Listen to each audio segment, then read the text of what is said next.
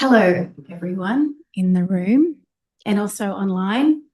It's great to be here today with you. I'm not actually sure where the camera is, so hopefully you can see me well. We're really excited to have this conversation today and to have everyone's input and contribution. My name is Karen Winterford. I'm an associate professor here at the University of Technology, Sydney.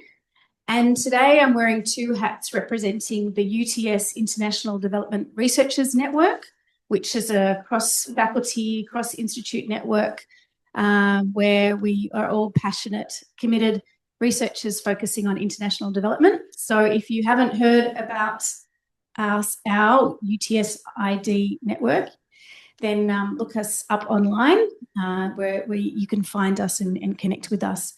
I'm also representing the Research for Development Impact Network, RDI Network for short, and there's a number of us here representing the RDI Network.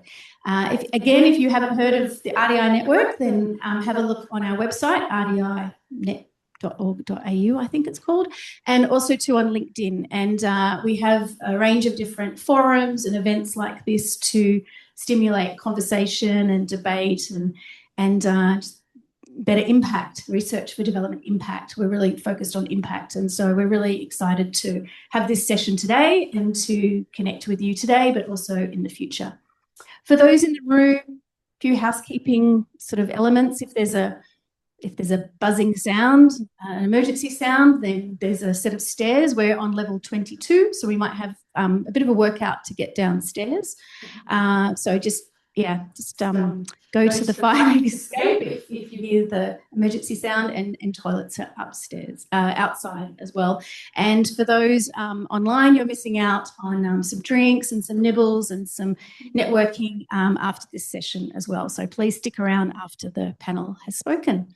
Okay, I'm going to hand over to Melissa and introduce our panel. Thanks.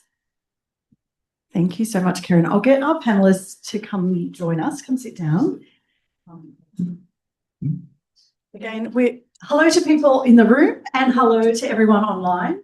My name is Melissa Phillips and I'm an Executive Director of RDI Network as well, and a lecturer at Western Sydney University. And I'm delighted to be the facilitator for today's event.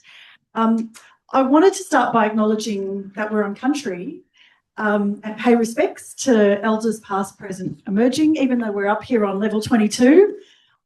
Thinking about the land that we're on and that sovereignty was never ceded, always was and always will be Aboriginal land. So thank you so much to everybody for joining and for your interest in today. We have got a bit of a jam-packed session, which is very exciting. Hence, I have a lot of pieces of paper in front of me. And I wanted to start by just laying out what we're going to do today. So we have our rock star panel here, no pressure. And then we're going to have a bit of some introductory comments from panellists and a little bit of a facilitated conversation. And then we're going to throw to, obviously, Q&A. Now, we've got people online, so the Q&A will be moderated online, as well as people in here who get probably first dibs on putting their hand up. So without further ado, I hope everything's being heard.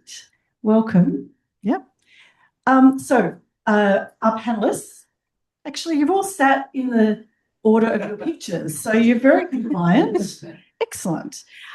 So, of course, we have Professor David Sanderson, who has over 30 years' experience working across the world in development and emergencies, 12 years in NGOs and consultancy before joining academia in 2006. He's held full-time professorships in the UK, Norway, Australia, and visiting professorships in Spain, France, and the USA in Harvard. David's also been on several boards, including the Norwegian Refugee Council and the Humanitarian Innovations Fund, which you draw on in the book. And between 2020 to 22, David was lead at the University of New South Wales Institute for Global Development and is founder and lead of the new initiative, howwesurvive.com, at University of New South Wales. So thank you so much, David, for being here. We will later have an opportunity to launch the book and to hear a window. You've got a small window, and also then to to talk about how we can access that. So our next panellist in my order is Dr. Tasrina Chowdhury. Sorry, Tasrina, I've got very, very small writing on my phone. Who works as a climate change and disaster resilience researcher here at UTS. You began your academic career as a lecturer in Bangladesh, contributing to teaching and research on disaster risk and climate change. Since joining UTS's institute here, you've been working on Australian government-led research across Asia and Pacific, and collaborating closely with local organisations to support inclusion and context-specific solutions. So thank you so much, Tasrina. Other panellist here is Betty. Welcome, Betty. So Betty Barker is the Gender, Disability and Social Inclusion Technical Advisor for Save the Children in the Pacific, and a research fellow at the Global Institute for Women's Leadership at ANU. How do you do both these jobs? You've got over 15 years experience working in development and academia, bringing a deep expertise from the Pacific and Asia, serving on international organisations, including the Association for Women's Rights and Development, and you were the inaugural co-chair of the International Women's Development Agency, which is well known to many of us, and led philanthropic and feminist funds and supporting initiatives that achieve gender equality, inclusive development and social justice. So thank you, Betty. And a little shout out, Betty brought your mum. So Betty's mum's here from Fiji. We're very pleased that you could make it here. I suspect you might be a conscript, not voluntary. No, you're most welcome. So I wanted to start with just a tiny question for each of our panellists to think about what's brought us here. Obviously, the title of our first session today is about letting go, the future of humanitarian aid and development. Just a small question to start with in the afternoon. It's trite to say, and we hear it all the time, that disasters are escalating, aid budgets are shrinking, humanitarian aid has been to say it's in long need of reform is the ultimate understatement. It really has no choice but to reset. So I wanted to start with each of the panellists giving some of their reflections on what you think would be the essential elements in this reset. We're in need of a new Secretary General, so maybe this could be a pitch. Go for it, Betty. I will take it. No pressure in answering this very small question up front. But hi, everyone. Thanks for joining us at this time. For me, as somebody who's working across development and within academia, working on the evidence, I was just telling David that as I was sitting waiting for this panel, we got our fourth situation report for our team's response in the Solomon Islands for Tropical Cyclone Myla. And so this could not be a more representative of the work of both worlds, in fact. At a time of escalating crisis, and this is, I think, one thing that fundamentally stands out for me is that there needs to be a shift for us thinking about delivering for communities and making sure that they're equipped and enabled to recover themselves. And I don't want to use the word resilience intentionally here because there is a shift in the region that I'm working on to avoid using resilience in terms of humanitarian aid. So for me, it is about letting communities or enabling communities recover for themselves. And this is something that is highlighted in Professor David's book, which is prioritizing people's agency in localizing responses. And this is something we work on significantly. For me, and in the experience that I've got, this means three key shifts. One of them is localization must move beyond the rhetoric. Communities, local organizations are already doing this work. We need to recognize where they are. We need to meet them where they are doing this work. The second component is we need to move towards anticipatory action as we are into recovery response. This allows us to move beyond project-specific outlook and donor-driven timelines to building in something more sustainable, something that is driven at the nexus of technical expertise and all of the resources that we have, or everything that we know now, in the field versus what the community knows and what works best for them. The third thing I think we need to do is we need to stop measuring success purely through speed outputs. And I think that is quite important to us. We need to stop measuring outputs in the way that speaks to the technical nature of it. Communities are doing fabulous work. We need to meet them where they are. We right now have what it takes to meet them where we are in the best possible way. And that is at the nexus of the science, the evidence, but also in community-driven response. Thank you so much, Betty. That's so much to, I think, explore over this panel. So thank you for that. What about you, Tazrina? Thanks, Betty, and I agree with everything you said, and you set the tone of today's session. Thinking about reset and thinking about humanitarian response or humanitarian programs, what we often see in the humanitarian sector is this broad understanding that response happens when there is a disaster, when there is an emergency, when people need immediate support, when people need relief, immediate response. And of course, that's very critical. But in reality, a lot of these responses tend to be very short-term, fly in, fly out, time-bound, and often quite ad hoc.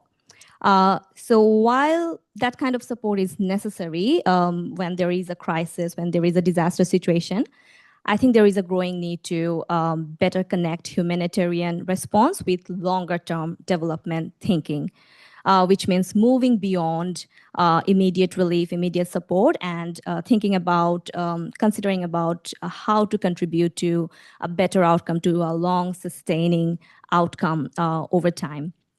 I'll give one example from my experience. So I was involved in an internal learning project for a government-funded program across 4 Pacific countries and Timor-Leste.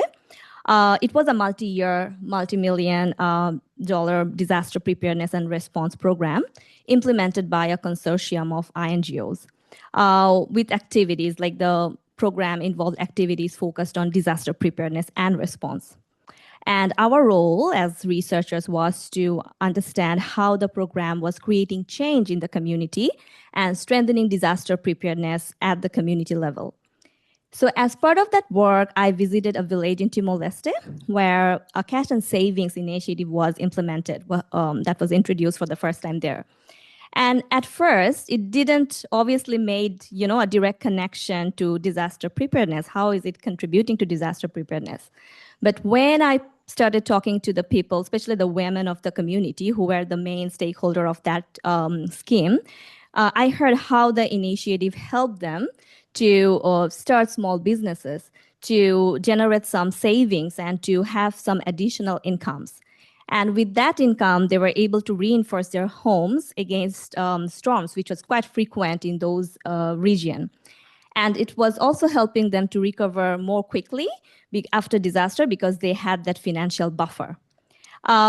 And it went beyond that. The initiative went beyond that. Because of the scheme, women were empowering themselves, and there was a shift in the community. Men were more supportive of the women, and people were learning the need of savings and what to do with that extra money. Families were sending their children to school, and there were lesser drop-offs. So from what seemed like a small indirect initiative, you could see these broad long-term impacts emerging, which is also supporting the community to respond better in disaster and recover faster. And that brings back to my next point, which is the power or the contribution of co-design and the role of local organizations. In this case, the program, the initiative I just described, while an NGO managed overall structure and the compliance requirements, etc., they worked really closely with the local organizations, the community-based NGOs, who knew the nuances of the community. Like this savings scheme is not something new. It happens in a lot of places, but in that community, it's very new. And these local organizations help them to contextualize this scheme, which is appropriate for the community. So this is just as important in humanitarian settings as well, when there are already trusted relationships, coordination mechanisms. It is easier to respond quicker during an emergency. Thank you so much, Tazrina. I'm sure these are themes that we'll come back to over this conversation and great examples. Over to you, David. Well, thank you. It's a thing to follow on from what you're saying, and couldn't agree more. It goes without saying.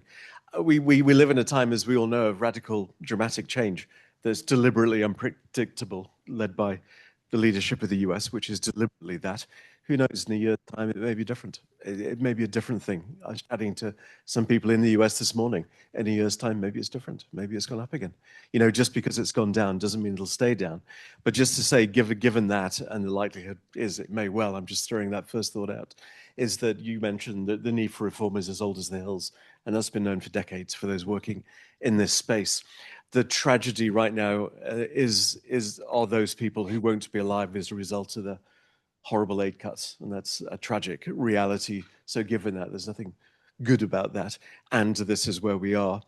And a lot of you will be knowing the Grand Bargain, the World Humanitarian Summit from 10 years ago, where for the first time about 8,000 people got together from across the world to discuss the need for humanitarian reform. And the Grand Bargain, signed up by several of the main donors, was, many would say, a very strong step for all the things we're talking about the prioritizing, decentralizing, all that kind of stuff. And the title of today's session is in part Letting Go, based on a report the Overseas Development Institute put out deliberately just before that, called Time to Let Go, which was incredibly potent. I think a lot of people would say that was an extraordinary piece of work, and they had several key things to do. And one, to my recollection, was to let go of perverse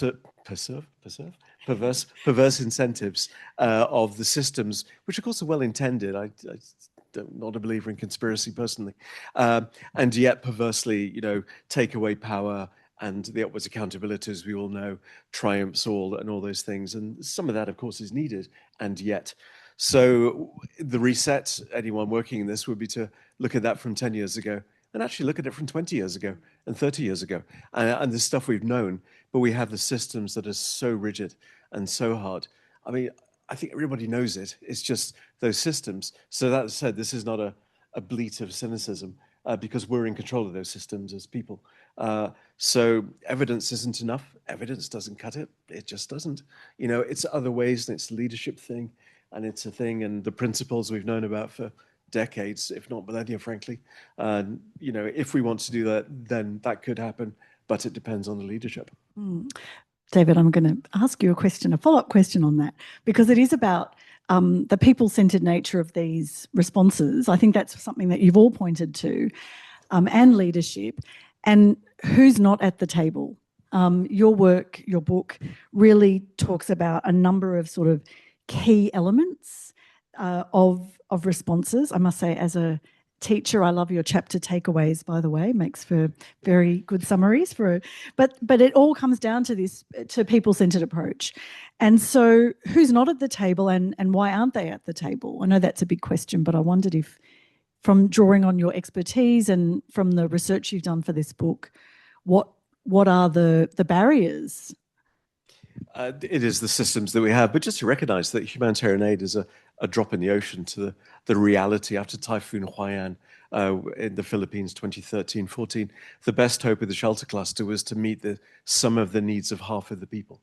So it's not like it's this great thing, and that's not to knock the aid world. I'm no cynic to it, and a big fan, actually. So lots of very powerful stuff done, and yet there's a much bigger system. And as we know, we have new donors who are arriving, and different things, and those sands are constantly shifting. It's not funny, actually. After the 2010 earthquake in Haiti, you know, there've been one since, I was part of a big evaluation for a UK crew, the Disasters Emergency Committee. It's the 15 biggest agencies. We were there, and all their colleagues were there. There were about 30 people in the room, all really great. The only Haitian in the room was from our team of evaluators, you know, and we all know this, you know, again, it's not evil. It's a perverse system. It's a speed thing. It's arrest. I think that's changed somewhat, actually, in the last few years, because that's just, you know, but that's absolutely true. You know, the biggest agencies, by the way. So that things happen, but I think those things are shifting. So who's not at the table? Everybody is not at the table, but then that's too big a table, and the metaphor falls down. And let's just trying to that metaphor. Okay, you've blown my metaphor. Tasrina, you talked about as well about that, the local knowledge and decentralizing in responses. What do you see as some of the enablers I think we know the barriers, but what are some of the enablers to better responses and to doing as much as we can with what we have? Yeah, so when I was doing my PhD, I spent some time in the coastal communities in Bangladesh, and so I heard stories. I heard stories of struggles and vulnerabilities of women living in the coastal region in Bangladesh. But what stayed with me was the strength they showed, their ability to cope up and to be very resourceful and turn the things for their favor with whatever resources they have. And I think that's something we really need to integrate into people-centered approach, that it's not just identifying needs and gaps, it's also about understanding what are the resources existing, what's really working at the community level, and find ways to strengthen them and nurture them. So for me, this is the strong enabler, the organizations or whoever is working on this humanitarian response or humanitarian settings, they should address the strength, the resources within the community and work with that to turn around the situation rather than coming from an external mindset, coming with solution. So yeah, that's my thinking. Thank you, Tesrina. What about for you, Betty? What does localisation look like for you? Very easy, but also very hard to answer. I think so. I'll keep it to 2 points, and we can further dissect it later. The one thing is flexible long-term funding, and I want to give an example. Is right a few weeks ago, we were trying to deploy a ship which provides medical basic health services in Vanuatu. After Tropical Cyclone Maila, we wanted that ship, which provides primary health care, to be deployed into the Solomon Islands. We could not find any resourcing to support that. We know the impact it would have had, but we just could not mobilize the funding for that. And it was completely Indigenous-led. Healthcare workers were fully Pacific people, but we just were not able to mobilize funding to make that possible. So flexible long-term funding to make sure that these remain possible.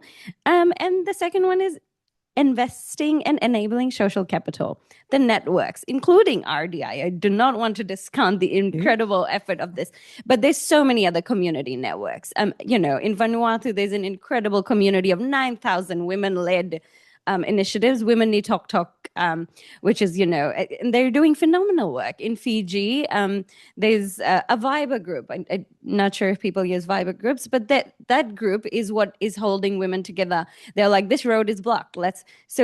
For me, part of letting go is recognizing the social capital that exists. But I also say that with caution because I don't want to take away the responsibility that needs to sit where it needs to sit, right? The injustice of the crisis does not sit with those on the front lines. So yes, I want us to let go of that, but I also want accountability for the injustices. So thank you, Betty. That's that. They're two big conundrums, isn't it? About the funding and about trust, so first of all, I've got a few more questions, but I wanted just to do a note that everybody will be on their tables, have a Slido link, like a QR code. And in the chat, we'll be putting, I think if it's not already there, there is a Slido link. So you can start thinking of your questions, and we will soon be throwing to audience questions. So this is your time to say, why didn't Melissa ask this? Get writing. But while you're doing that, I wanted to pick up on that about the money and about trust, because again, David, they're two big themes in your book, along with serendipity, which I really want to get into, but I'll save that for. But cash and trust, like how does the funding models, you've worked on them? I know I have worked on MDTFs, and they're rigid, but yet they can be flexible with the right humanitarian coordinator. But it also involves trust, as you said, that recognising that social capital. What are some of the elements for you that underneath those themes that we could perhaps help us guide this conversation? It's a small question. AJ. I didn't bring one. as we all know, I mean, we talk about the humanitarian system and the rest, and I think we're all wanting to talk about people and the rest, but just to talk to that, not wrongly, there's accountability, because donors need to explain to their governing crowd who talk to taxpayers and do that. So good, that's how it should be. But as we all know, that accountability is very strong, and I come back to the perverse nature of the thing that skews. And so there is an assumption of no trust. And the auditors and the rest, good humans, would say that's what you've got to do. But that's not what you'd have to do. That's actually not what you have to do. And there's been pushback about this for decades. From the 1960s and 70s, the whole development of what's called action planning. I know that's a phrase used a lot now, but it's a very specific methodology developed for actually circumventing that. And there are all kinds of approaches and tools, start at the end and get going and scaling and things. And there are criticisms, that's fine. But it's essentially about trust, in the same way participatory rapid appraisal from Robert Chambers and a lot of work over the decades, people who say, of course it's about trust. And the book happens to talk of that, but there's lots of other stuff about that. So it is trusting that. And it is possible to get funding and do projects where trust is right in the middle. Yes. And to do those things. But our systems, I mean, the logical framework, I personally actually quite like them, but a lot of people don't. They were developed by NASA. I saw that in your book, I did. They were literally about flying rockets to space. And development work is not about that. All the variables actually put a skew to that. I did read that in the book, that logical frameworks were designed by NASA, and that was a fun fact I didn't know. Tazrina, what about for you? What about funding, maybe, or about the way in which we can develop the capacity locally? Yeah, I think obviously I don't have the solution for how funding should work or all these hard things I'm also thinking. But I think from my observation, what I felt like a lot of the local organizations are already doing amazing works. They're doing fantastic works at the ground level. But what they lack is visibility and accessibility at the global level, at the funding level. So these organizations often do not even meet the criteria that certain funding bodies want, and and they don't have the visibility, like how to get there, how to have this kind of capacity. And I think this is something that we need to talk more and more, because these local organizations are already doing great work. All they need is some support to understand how to go through the pathways, how to make it smoother for them. We should have more conversation around that, and also like how to scale it, because they're already doing great work, but maybe in certain communities. So they need to they need to find ways to scale it bigger and pathways to go through the funding which is not visible to them, which is not accessible to them. Thank you. I'm watching all these questions come in. Amazing. So vote as well on the questions that you want me to ask. Betty, what about for you? Reflecting on the conversation we've had around, you started the conversation talking about money and trust, but also how can we ensure that this is done meaningfully and in a collaborative way? Sure. I guess I can very, very easily speak to the experience of Save the Children here, and that is that it takes time. It's taking us a long time to build these relationships. In Vanuatu and Papua New Guinea, our teams have been there for 40 years, which is well beyond the time I have existed. But that speaks to the visibility of the teams on the ground, right? I do think one of the things, I don't want to discount structural change that are donor-driven. For instance, we are currently implementing 2 of the largest climate adaptation projects in the Pacific. And one of the only reasons we were able to get women in the room was because the donor required it. And that is the only reason we were able to get women in the communities, in the room, to help be a part of the conversation. Whether it was a meaningful participation or engagement is a whole different thing, right? Yeah. So I think there is shifts, but it's taking some time, and that's worth tracking. So longitudinal studies are helping us map that quite. Excellent. So I'm hearing longitudinal, also about the donor. and also so these are really important reflections. I worked in South Sudan, and we had the Joint Donor Trust Fund. So we had a joint donor office where 8 donors sat together in a room, and having a local donor connection was fundamental to the things that we were able to achieve as a humanitarian community. So I often do try to implicate the donor when we talk about. Now, I'm not rudely scrolling on my phone. I felt like the photos that Liz takes will look like, Melissa was just, you're voting. You're asking so many questions. I've got 12 questions. And, okay, so I'm just going to go to the top question, which is there a version of international NGOs that remains relevant and legitimate in a truly localised system? What does that look like? You're not allowed to say save the children, Benny. No, I'm joking. I won't say maybe what's a version like. What's a model of an INGO that works well in a localised system? Others want to have a anyone, go? This might be like a rapid round with the number of questions. Is there a model that you've seen, or you go, Betty? Sure. I think, and this is me speaking obviously with an INGO hat, but also as an academic hat. It's a process of learning and unlearning. We're not discounting the colonial lens that most INGOs bring into the community, but it also is some of the ways of working in the Pacific really requires us to be deliberate and passed down in a way where we're being held accountable. We're like, no, why are you doing this in this way? And that shift has only occurred in the last 10 years. And I've been in the movement for 15. So I can say this for a fact, that the Pacific people are not taking things as it is anymore. And it could be very relevant to South Asia, Southeast Asia, or the African continent.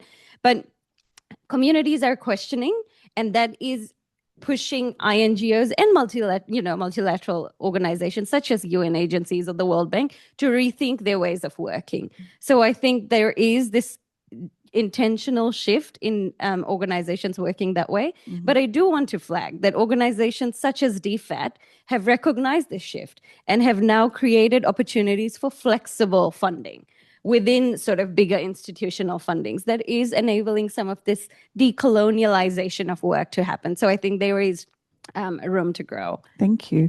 I might move to the next question and throw it to you, Tazrina, because we're at 14 now. So please, yes. No, two quick examples would be BRAC from Bangladesh. Yes. The savings and loans, which is very big throughout that country. It's opened an office in London to work with people who are super low income. Seeds India, 33 years old now, and going strong, working in the region, Delhi-based. I mean, I take your point on a post-colonial lens and the rest, and well, I'll stop there. No, but BRAC is, as you said, that there is an example, and we're here after this. So if we've used any acronyms, you can ask us away. So maybe, Tazrina, for you, it's about measuring success. We've all talked about the need to, obviously, accountability, transparency, and delivery where need is.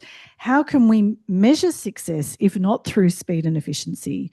What are the appropriate measures of success? Just a small question. Yeah, I think the measure, who's actually measuring and who are the people who are benefited. So I think it needs to come down like from the top. It should be a top-down approach rather than thinking like, we often have some indicators of success, etc., and then we feel like, oh, this is how success should look like. But who are these people? So it should be top-down. Community should say what a success could look like, and that should be the indicators. That should be the way to measure success. So yeah, for me, if you want one word, it's like top-down. Okay. What about for you, David? How do we measure success? This all-time best phrase ever by anybody was "Whose reality counts" from Robert Chambers, and so potent, and it always sticks in my head. Whose reality counts?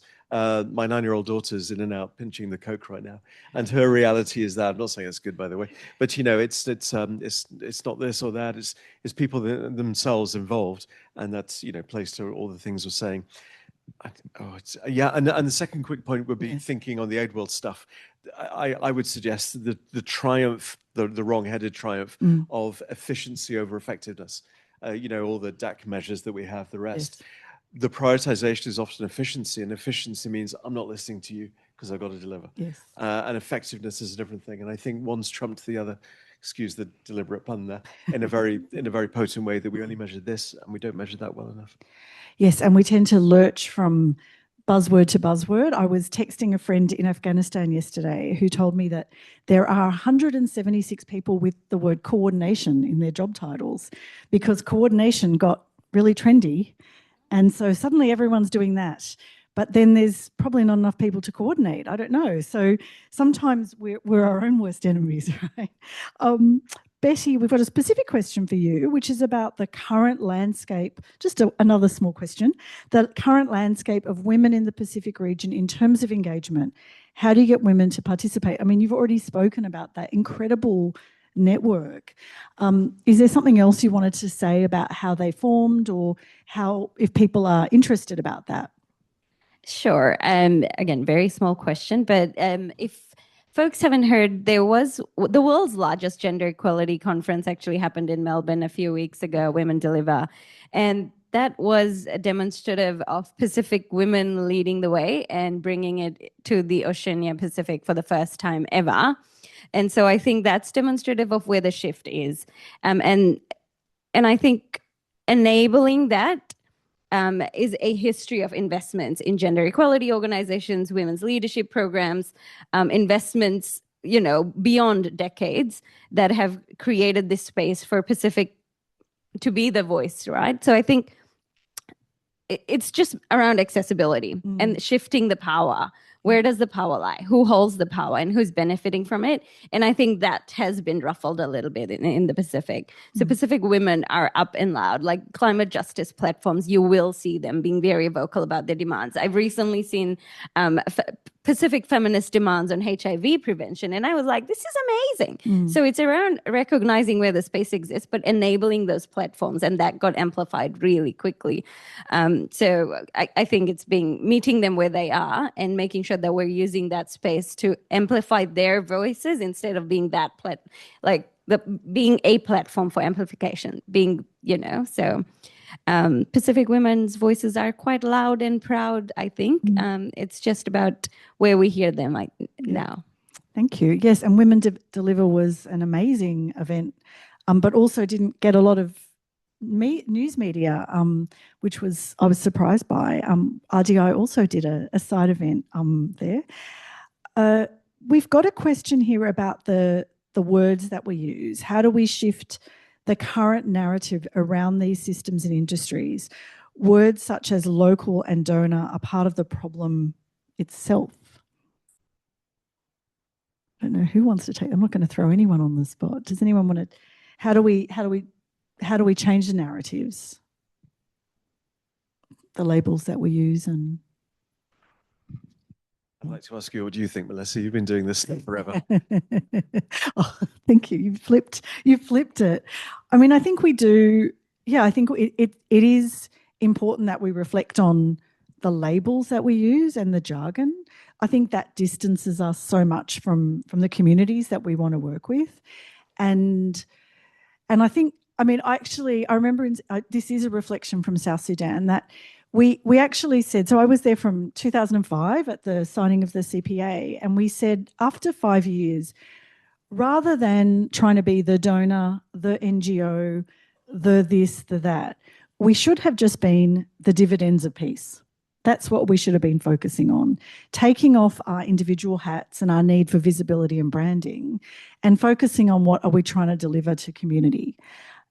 Now, that is a hard ask to get everybody when you're talking about systems where people do want visibility and people do want to see it. But we actually said that would have been a better approach to say to communities, this is what's here for you, because the money is being given in your name for your community. And we're really facilitators of that. I think it's important also for us to check ourselves in the words that we use and to not slip into these terms. But they're very entrenched. It is very entrenched. Thank you. Thank you for making me answer my own questions. David, I am going to give you one. Don't worry. Now I'm going to, seeing as you didn't comply when I asked one of you to answer. I'm going to ask you this, David, because you talked about the grand bargain and it is on my screen. Why has the grand bargain not realised its grand ambition? In reading your book, I couldn't believe that it was 2016. That was the grand bargain. I remember everybody thinking, yes, it's all going to change. What happened? It's not a surprise, is it? It's power and it's politics. And I was just thinking, as you were talking about donor equals financial and political power. And that's not a criticism. That's just an observation of the imperfect systems that we have, between wealth and poverty. And local often means legitimate. I mean, we could use other words, but actually those have this meaning. The grand bargain it's powerful stuff, and there has been progress. If you look at the annual reviews, it's a serious thing. There has been progress. But it's not particularly a surprise, is it, that that's been slow, given the systems that we have and the power, and not many people in power are incentivized to give it away. You don't get rewarded for giving away your power. We, for better and for worse, as societies, that we do this, and so that's not a surprise to anybody. I think even those people around that table at the time, may well have said that. I'm not saying they did or have, but there's been some stuff. But yeah. No. Yeah, thank you. Tazrina, there's a question from someone who's joining as a philanthropy manager at an INGO, and they're wondering about fostering those necessary shifts in philanthropic funding. And there's a related question about that long-term funding support that you talked about in your examples. How do you think those great examples that are there can be replicated or expanded so they become more widely adopted in terms of philanthropic funding, but also the flexible, more multi-year funding? Yeah, I think Betty mentioned about flexible and multi-year funding, but yeah, I totally agree the benefits of it. I think one way to answer the question, I think one very could be an effective way would be peer-to-peer learning, because as I say, like a lot of organizations are doing great work, but they may be based in one place and they don't have access to another community. But this is where peer-to-peer learning, organizations coming together, learning from each other could help. And networks like this networks, RDI, and there are different other networks, people could come together, they could continue their conversation around what are they working on, what are the success so far, what are the gaps, and how they could help each other. So just sharing what's happening, because a lot of things are happening. Betty mentioned about Women I Talk Together, which is a great example, but similar things are happening in other countries as well. So organizations could learn from each other. So we need more spaces where community-based organizations, where these organizations who are working in silos can come together and share each other's perspective, and then find a way to maybe build a consortium and scale it up. And and the funding, like the philanthropy funders, they could help in this kind of initiatives. Thank you, Tazrina. Betty, we've got a question on local. I appreciate that people are asking questions now, querying the labels. It's very good. Who is local, and what does localization look like? Like, who is the local when we use that word? And what are the inherent implications of a localization agenda that you talked about in your introductory remarks? Absolutely. This one is fortunately an easy one for me to answer because I work in the Pacific region, and the local for me, and I don't claim for it to be the nationals of Vanuatu, the local for us refers to the targeted communities we are working in. By nature of design of our programs and our existence as an organization, and I'm speaking for Save the Children here, we have target communities that we work on because there are incredible other partners who work in other communities. So when we talk about local, we are talking about the communities that we are working with, whether that's a village, whether that's a school. That's who we're talking about when we're talking about the local in this context. And I'm wearing that particular hat. But yeah. And so then for people going to engage with and connect with, what do those steps look like? So varied. The steps for a community in Papua New Guinea, within Papua New Guinea, we work in, for instance, we work in East Sepik and the autonomous region of Bougainville. the steps are very different. And so what that, and this is where, when I spoke about social capital, comes into play. Yes. These organizations have been there, and I'm not talking about Save the Children particularly, right? We've had organizations that have come out of various other INGOs that are doing phenomenal work, but it is recognizing that each community has very diverse needs, and each organization plays a unique role in the ecosystem. So each step would be different. Like countries like Fiji actually have some very clear pathways of community engagement. There's like, if you're going to go into a community, you have to follow these. If you're going to go into an indigenous village, you have to follow these particular steps. So Fiji's got that, kind of mandated, even though people don't follow it. But I think it's on paper. But that's an implementation challenge. So I think Pacific-wise, it's very easy to sort of say that, this is what it is, this is what you need to do before going into a community. And that stems from the social capital and relationships that people have built over years and decades, including researchers who know way more about some communities than people who've sort of moved between states and provinces. So I think, and things are changing. So the steps cannot be 1, 2, 3, 4, 5, yes. But in Fiji they are.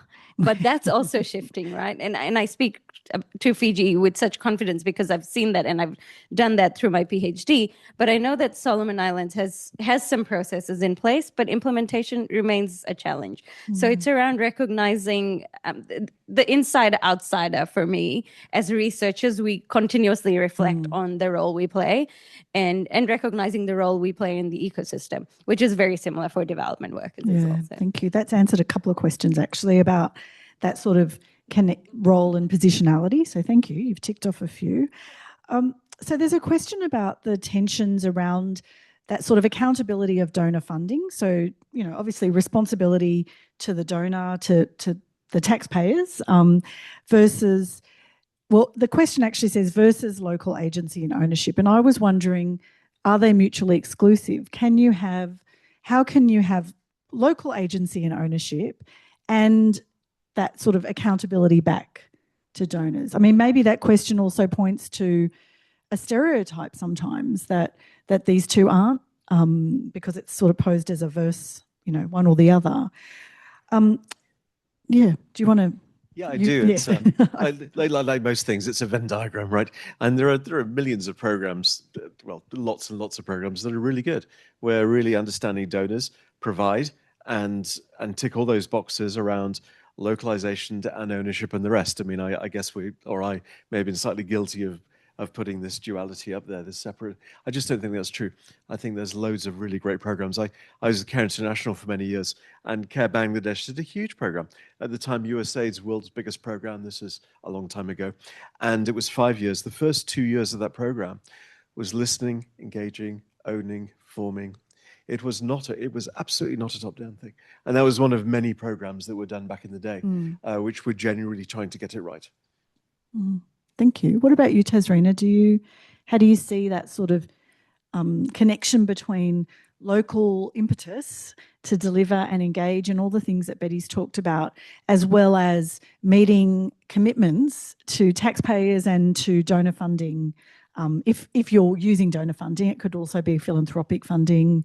I know faith-based organisation funding is increasingly there in the mix as well. Yeah, I just realized, and because English is my second language, I say top down. It should have been bottom up. We knew. Don't worry. I guessed it. Don't worry, Tazrina. It's on. I mean, this is being recorded. So Tazrina said top down, but it's actually bottom up, and I was indicating that. So yeah, I think that's something that that should come here, that is relevant here as well in this question. I think the success or the indicators, we often have this like evaluation, indicators, measurement, impact, all these big jargony words.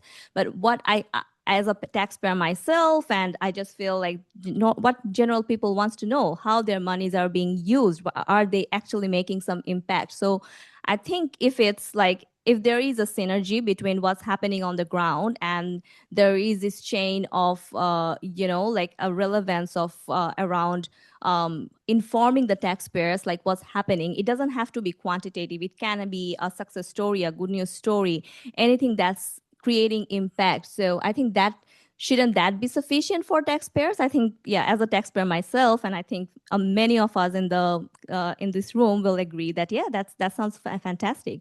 So just this approach of evaluating what's happening on the ground, not thinking from a perspective, from a donor perspective, but thinking from a humanitarian perspective, like how this money is creating change to the community far away from Australia, somewhere in the Pacific or South Asia. So just, yeah, I think that should be the approach rather than, have some stats and some, big pie charts and bar diagrams that we often see. Yes. So Betty, we've got a smart crew on this Slido. We've got 20 questions, which I've touched the surface of. So well done, everybody. We could have gone on for much longer. But we've only got a few minutes left for our panel session. So this question, Betty, I'm going to put it to you, which is about the model of funding. Now, in your introductory remarks, David, you talked about that sort of decrease in funding, that we know that the ODA pie, in a way, has become less, particularly with American funding through USAID being closed. So the question is really, through this perhaps dependence on overseas development assistance or ODA, should we be looking to futures beyond that, and what might they offer in terms of flexibility? Could that be perhaps a driver for locally led action? Sure. I'm happy to have a go, but absolutely do not claim that this is in the right words that I wanted to come out in. But I think I referred to it in the form of accountability. I think aid is often thought of in a lens that I don't particularly agree with. But if we flip it to think about the injustices that are committed against those that are least responsible, for instance, the climate crisis, those that are on the front lines and impacted the most contributed the least to this crisis. So for me, it's about accountability to affected populations and what that looks like. And that really is the way I think of it. I mean, Tarina and David have just spoken a little bit to that, but for me, it's around recognizing that systems and structures continue to benefit those who hold most of the power, and it is time to shift that power. And when we talk about letting go, it's about that. We need to ruffle feathers about power in a way that's meaningful, but is reflective of the shifting will. And I think it is happening. It is happening. There is evidence. There is hope. Children on the streets protesting for climate justice is witness that there is hope out there. DFAT shifting their mechanisms, recognizing that we need flexible funding, multi-year funding, is evidence that this is possible. But it means that there's been so much long-standing advocacy. And Melissa, you've been part of this for ages, right? So you've seen that shift happen. Change is possible, and we need to hold on to that hope, but it is about shifting that power in the hands in ways that are more meaningful and relevant in today's date and time. We know that Antonio Guterres' job as Secretary General is coming vacant. Betty, what are you doing to New York? The donor landscape is quite challenging for the UN, so... I'm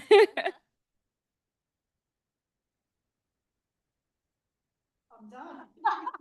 I can talk. We actually have one last question that I wanted to ask. Gosh, I've used up the mic. That's so embarrassing.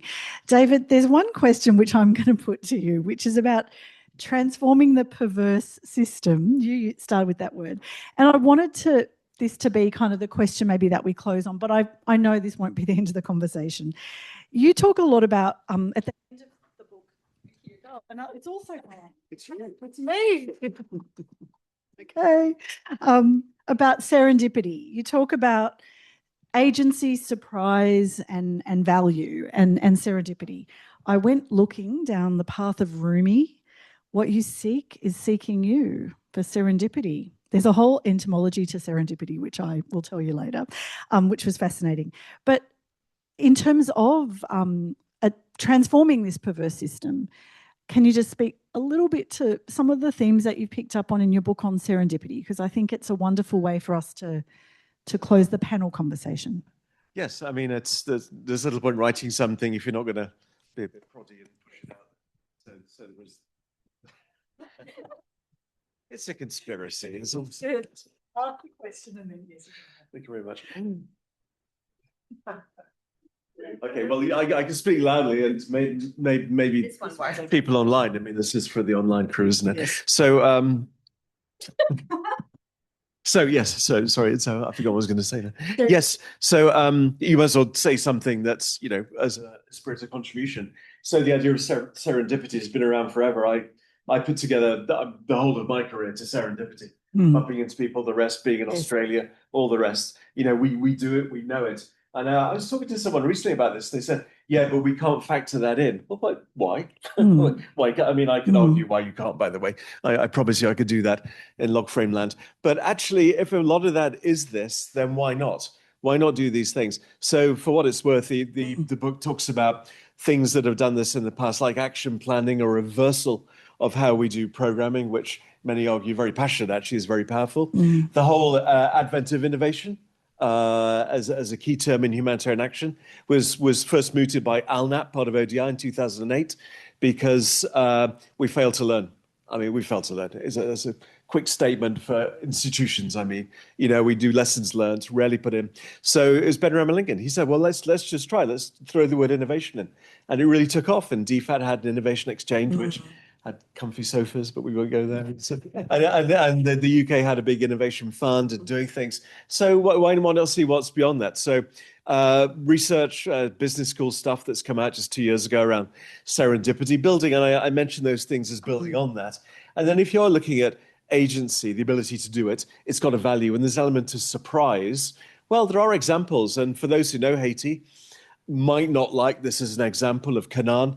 After the earthquake, where a whole settlement grew. There's a whole story. It's well documented in the rest. Please take a look. Is it perfect? Well, of course not, because nothing is. You know, I mean, you know, it's what it is. So it depends on how you see it. But why not? Why not give that a go? And there's no chance that would happen in the systems we have. I hope I'm not totally naive that won't be the case. But who knows? Who knows? Throw out ideas, you know, and see where it takes you.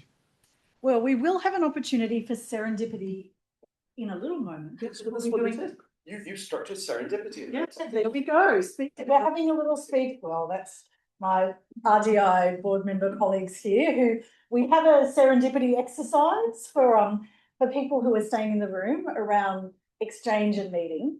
That is the last of the questions that we have. I apologise for those that I did not get to answer. I'm so sorry. We had such a powerful group of questions, and we've had such a incredible panelists. So please, everyone, join me in thanking our panelists. We're really grateful for the time that you've shared and your thoughts and experience. And for the people in the room, there'll be a chance to stay and chat some more for some serendipity. Now, I'm going to throw to David for the official, it says official launch of the book. So, you know, where's the cake? Where's the... is there a slide? Sarah, is there a slide on our screen for the book? No, there isn't. Okay, so I will throw it to David. Sorry. Part of what obviously what brought us here today was your book, your recent book, and I wanted to hand over to you now for a plug and a launch. Well, that's very Where is the book? Okay. Does that one work? This one works. So the title is Design for Disaster Recovery, which is a course I taught in the US some years ago. And it's around not the immediacy of relief, it's the longer term recovery, which, as we know, is getting harder and cascading. And even that's being questioned. I think I understand that. It talks about shelter after disaster as an example of one sector and how that's had a lot of good things and yet is still challenging. So take a look. Before that, it talks about design dissenters. There's nothing like a good bit of alliteration to get you going. Lost in transition. You like Lost in Transition? Yeah. So and so the design dissenters are people who reverse the system, thought about these things, not outliers anymore. I mean, like Chambers is not an outlier, and Nabil Hamdi and others, and there are lots of people through history who have sort of looked at these things. And then a bit about the ACE system. It starts with a chapter of an earthquake, the recovery over 5 years of a fictitious town of Mishal, and all the examples in that are real and happened in different places in Haiti and Pakistan and Nepal and other places. But this week's Economist, for anyone who reads The Economist, Mishal is a very weak anagram of Shimla. And there's an whole article about disasters in Shimla in this week's Economist. Oh my gosh. Check it out. Yeah, it's time. I was reading it this morning about the risks and the thought and the stuff, and heaven forbid, of course, and yet as earthquake-prone zones. And then the final chapter very quickly is around the letting go, the ODI stuff, the rest, and talks about cash. You know, we all have views on cash, but the evidence is it's very good and not perfect, but what sector is. So look at that. A second one, area-based approach, is a developmental approach to disaster recovery. And third one, why not serendipity? Wonderful. And I have an author's discount code. Excellent. So you can, if you have the serendipity to... I would give you all for free, but that's not fair. Because the business model of the publisher. That's another panel session. So David's had a launch in London hosted by the Overseas Development Institute, ODI, a launch in Canberra, but of course you've saved this best for last, of course. And we wanted to congratulate you on this. I mean, it's what's that? I was checking if he had cake in the other place. They didn't have cake. And just to commend everyone to, we'll post, I'm sure, about the book and the publisher discount. But it definitely summarises lots of our themes that we've raised today and that have come out. I think we're going to say goodbye to the people online now, to thank them very much for joining. I don't know how many we ended up having online in the end, but we've had a fantastic number of people join us online. So, oh, look, they're doing that. Thank you, online people. We've really appreciated your questions and thank you for joining us.